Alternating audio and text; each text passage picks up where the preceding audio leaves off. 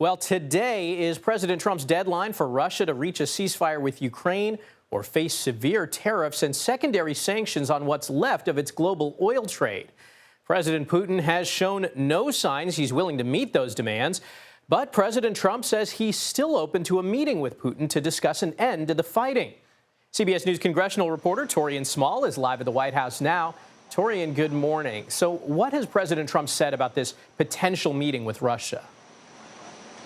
Michael, so the White House and the president are both affirming that a meeting between Russian President Vladimir Putin and President Donald Trump is imminent. This is after the president touted what he called a successful meeting between Putin and his Russian envoy, Steve Witkoff, just this week. He said that conversations are going well and it may or maybe not yield a favorable result moving forward. He also said, and I should note this pretty significantly, that a meeting between himself and Putin does not come with the condition that Putin has to sit down with Ukrainian President Volodymyr Zelensky, saying that in time he hopes that they can come together for a peace agreement, but his first goal here is having a conversation with Putin himself. This, of course, comes after weeks of frustration has built with President Trump over Putin's unwillingness to come to the table. In fact, this is the reason why today he has shortened a deadline, which is set to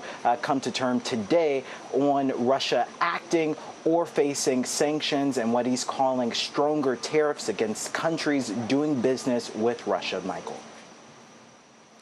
And Taurean, yesterday President Trump called reporters into the Oval Office to prevent some data on the economy. What was that all about?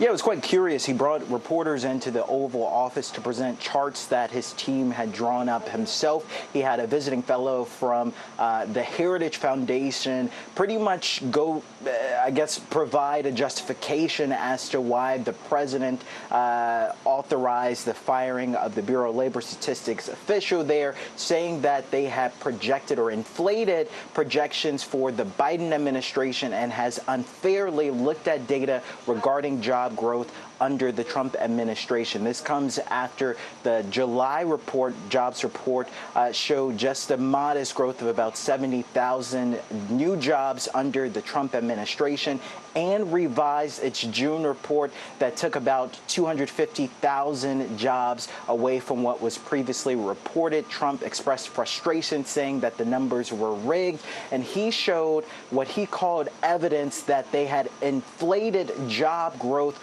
under the Biden administration for the last year of his term, around the tune of 1.5 million jobs, Michael. All right, Taurean Small at the White House. Thank you.